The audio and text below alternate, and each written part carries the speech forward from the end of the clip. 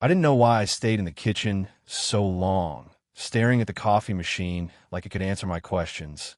The morning light filtered through the blinds in thin, lazy stripes, touching the countertop, catching the dust in a way that made everything look unreal. It was quiet, too quiet, and maybe that's when I noticed her. She moved into the living room like she owned the silence, barefoot, hair falling loosely over her shoulders, carrying that mug she always held like it was a lifeline. I've known her for months now, closer than I've ever been to anyone. But every time I see her, it's like discovering a new part of the map I didn't know existed. Mid-40s, midlife, everything she'd been told she shouldn't want, shouldn't hope for, and yet there she was, standing in sunlight, the corners of her mouth tugging at a secret smile. I clear my throat. "Morning." My voice felt too small. "Morning," she said, glancing at me with those eyes, warm, sharp, and faintly amused. She leaned against the couch, tilting her head, like she'd caught me staring and wasn't going to scold me for it. Not yet. I wanted to say something clever, something that would make her laugh, or tilt her head the way she always did, but my mouth refused. The apartment smelled faintly of lavender from her diffuser, and my heart thumped in a way that made me aware of my hands on the countertop. I wasn't supposed to feel like this, not with someone like her, not in this messy, breathtaking way. She was older, experienced, sophisticated, and I was just me. Yet, somehow, every glance, every pause between words made it feel like we were tiptoeing around a truth too fragile to speak aloud. She stirred her coffee slowly, humming softly under her breath, and I noticed the way the sunlight hit her cheekbone. It was absurdly intimate, and I had to look away before I betrayed too much with my gaze. But even when I looked away, I felt her watching me, like she knew. She always knew. I wanted to reach for her hand, just briefly, to see if she would let me. But instead I said, "You slept well."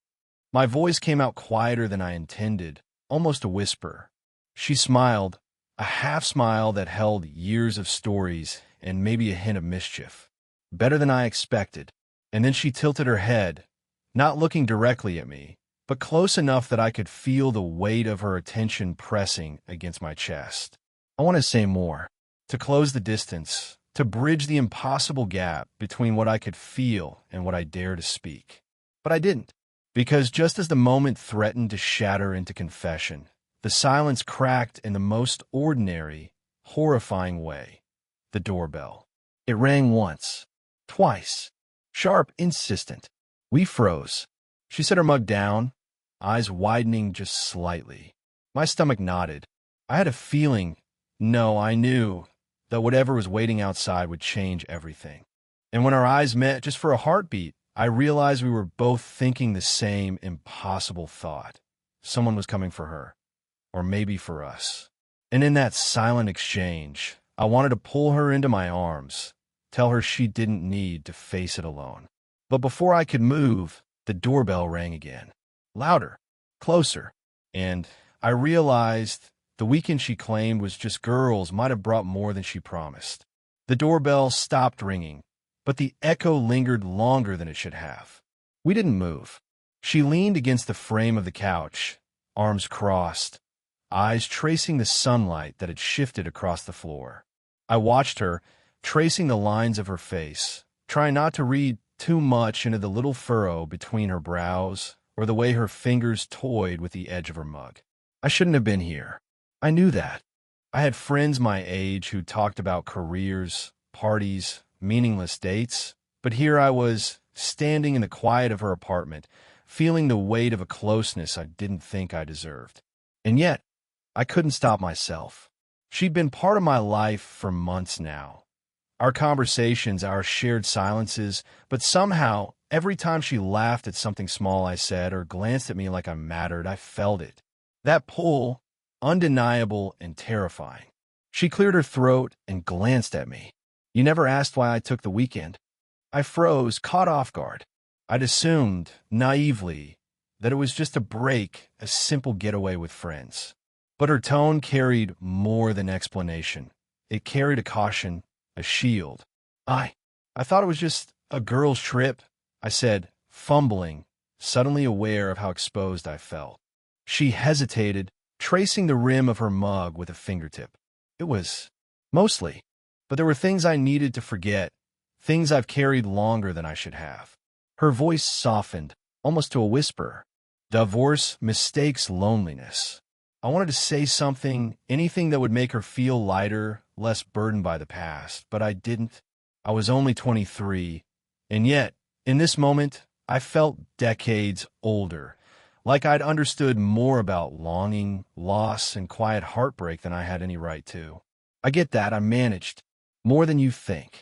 My voice faltered, unsure if I meant her specifically, or myself, or the strange way life sometimes gave you someone you weren't ready for. She laughed softly, bitter and tender all at once, shaking her head. You have no idea. And then she leaned back, hair brushing the top of her shoulders, and for a moment, just like that, the world narrowed to us.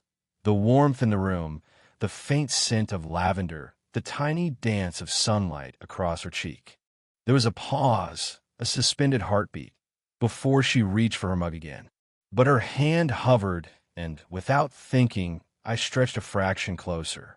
Our fingers brushed lightly. That small contact made my chest tighten in a way words never could. She didn't pull away. She didn't speak. And in that silence, I felt everything we weren't allowed to admit. I remembered the first time we met. A rainy evening, her coat too big, my shoes soaked, and her smile that made my chest ache for reasons I didn't yet understand. I remembered how she had looked at me like I was someone she'd been waiting for, and now, years or months later, that same unspoken tension hummed between us again. Neither of us spoke. The only sound was the faint hum of the refrigerator. Yet, in the brush of our fingers and the shared glance that lingered a second too long, the unspoken was loud. Something fragile, forbidden, and dangerously close to real. And just as the thought hit me that maybe this closeness was more than either of us should allow, she finally whispered, almost to herself, I shouldn't, but I can't stop noticing you.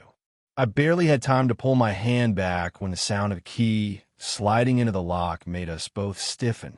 My pulse shot up, hammering in my ears. She froze, fingers still lingering near mine, and I felt that invisible thread pull taut between us. I'll get it, she said, voice clipped.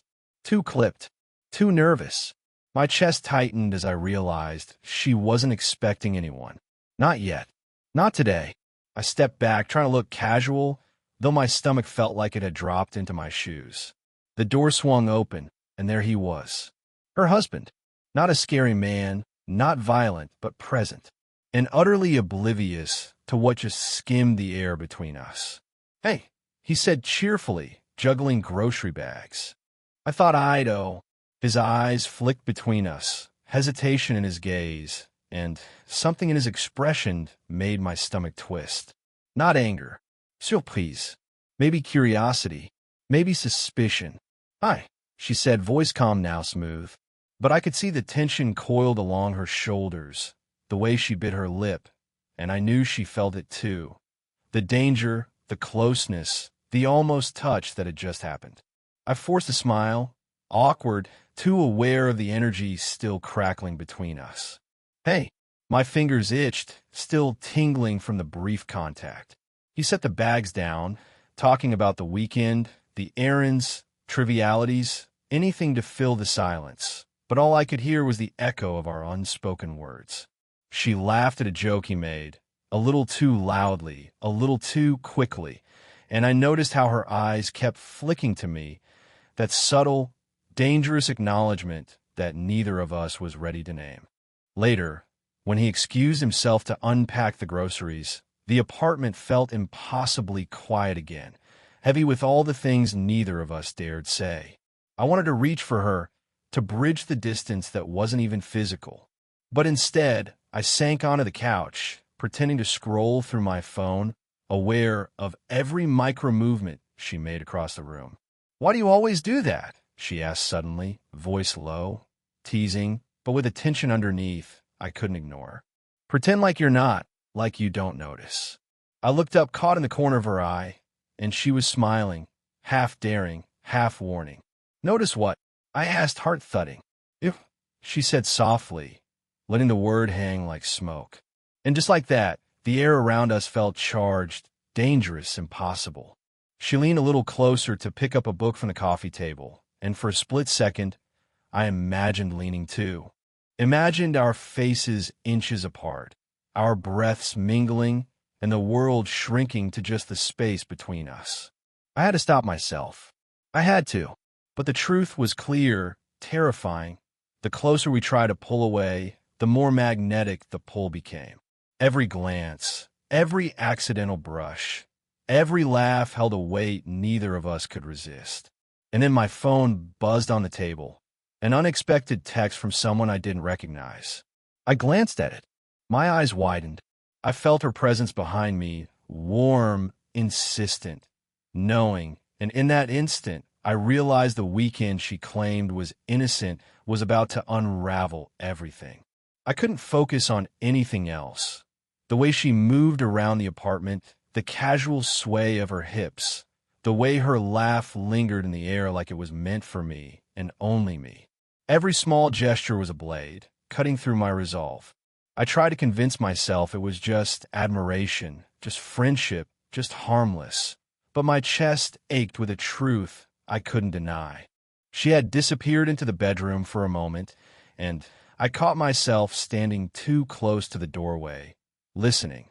The soft rustle of sheets, the faint sigh that wasn't exhaustion or boredom. It was something else.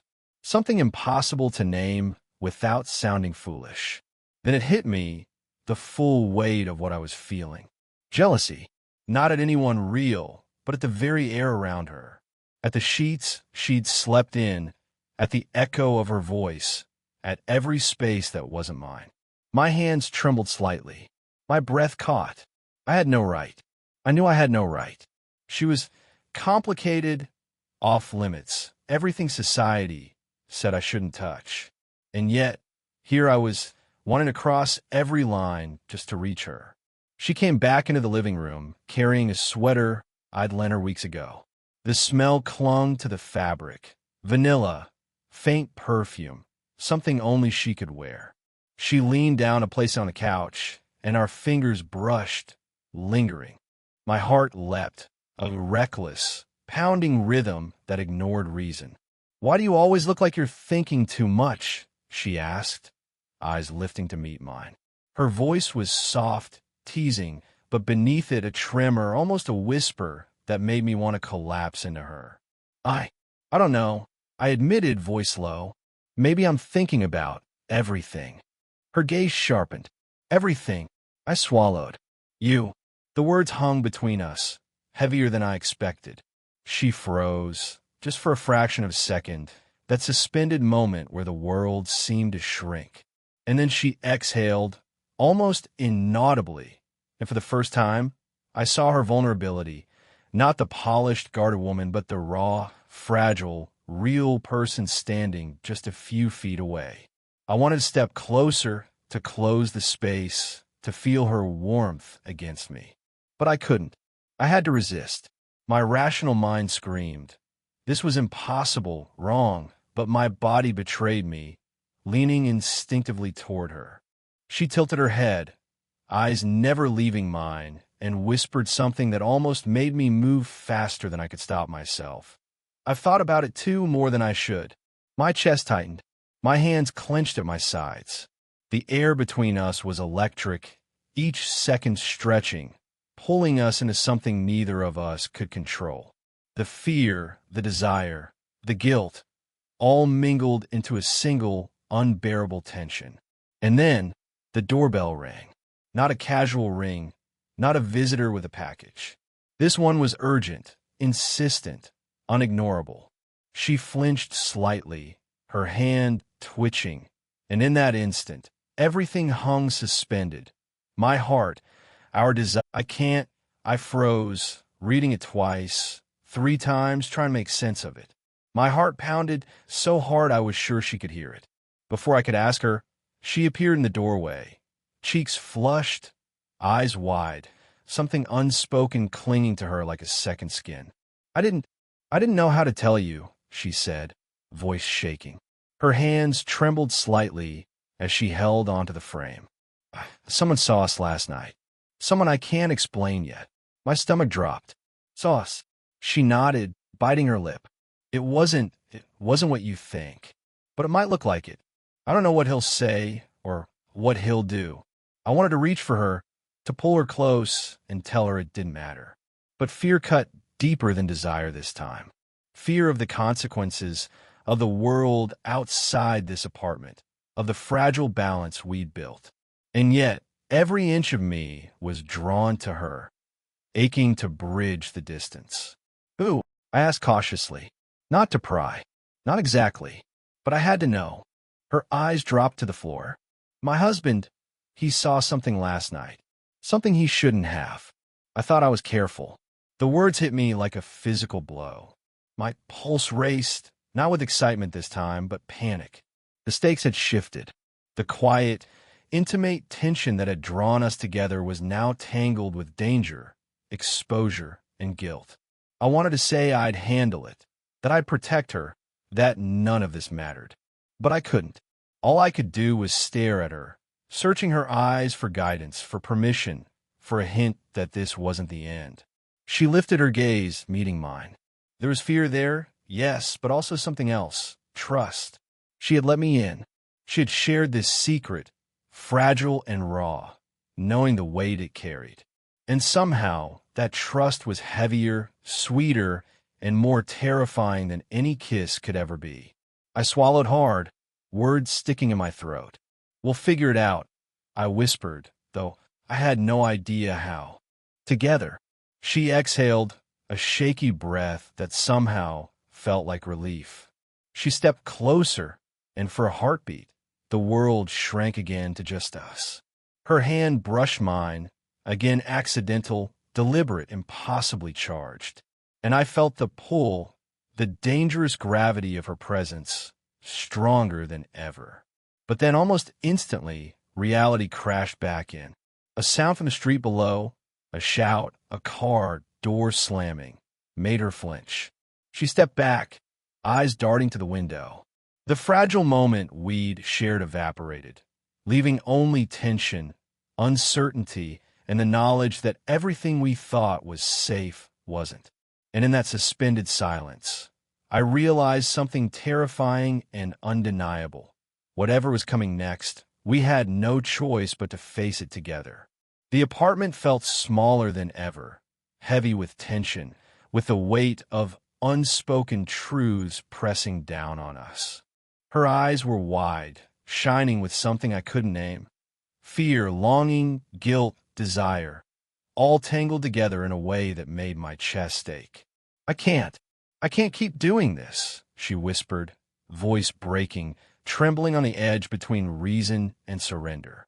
Her hands gripped the edge of the couch like it could hold her steady. "It's dangerous. For both of us." I stepped closer, slow, deliberate, letting my presence be felt without rushing. "I know," I said. "I know it's risky, but I don't care. I don't care about the rules or the age difference or anything else. All I care about is you." Her eyes searched mine, fierce and vulnerable all at once. She swallowed, shaking slightly. "You don't understand what this could mean, what people could think. What I've built, what I've lost, I do." I interrupted gently. "And I still choose this. You. Us."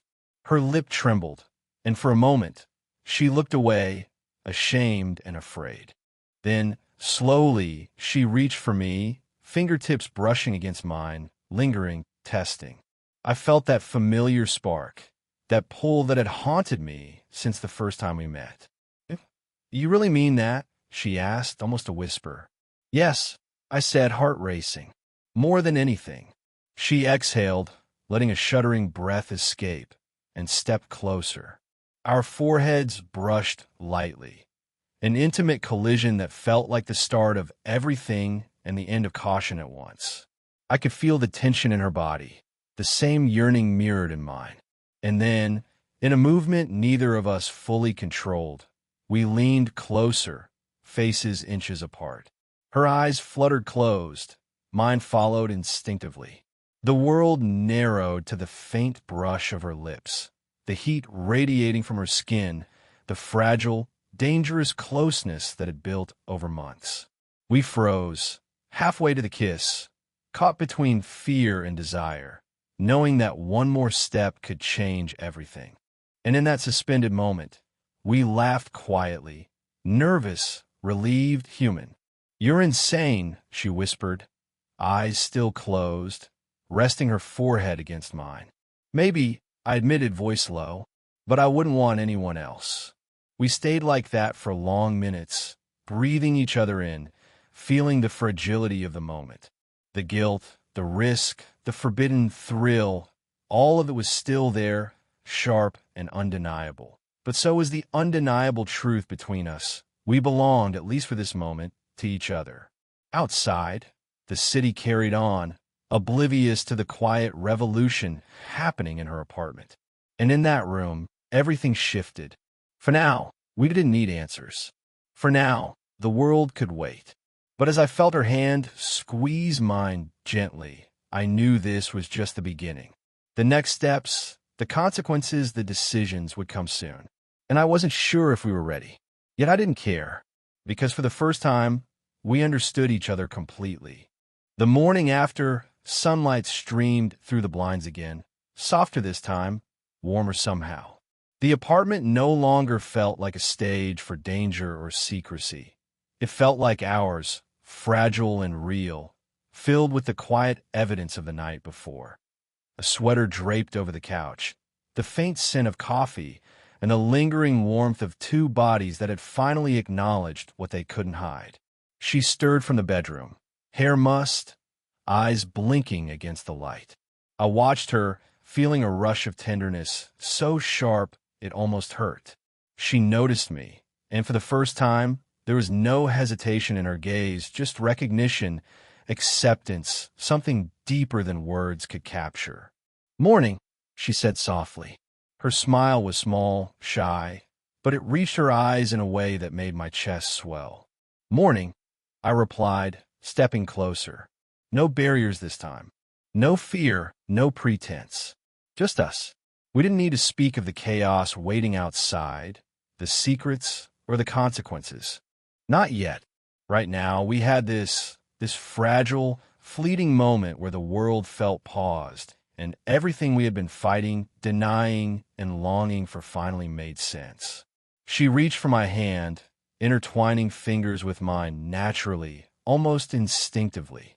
I felt her warmth spread through me, and I realized that what had felt impossible, risky, and forbidden had become inevitable. We laughed quietly about small things, the awkward way we had tiptoed around each other, the nearly disastrous doorbell, the text that had made my stomach twist. And in our laughter, I heard relief, trust, and the first notes of something more. Hope. "I don't know what comes next," she admitted, brushing a stray hair from her face. "But I know I don't want to be anywhere else." "Neither do I," I said, voice steady this time, filled with conviction. "Whatever comes, we face it together." We didn't rush. We didn't pretend to have all the answers. But in that moment, everything else, the rules, the fears, the outside world, slipped away. We had each other, and that, I realized, was enough. Later, as we stood at the window, looking out at the city waking up, I felt a quiet, profound gratitude. For her, for the chance to feel, fully and recklessly, the kind of connection most people spend their whole lives chasing. It wasn't perfect, it wasn't simple, but it was ours. And as we held each other close, I knew this wasn't the end. It was the beginning of something real, messy, and human. Something that would challenge us, test us, but ultimately define us. Because sometimes love doesn't follow rules. Sometimes it arrives in stolen moments, in quiet touches, in the courage to choose each other even when the world says you shouldn't. And for us, that was enough. Did you enjoy the story? What kind of stories would you like to hear next?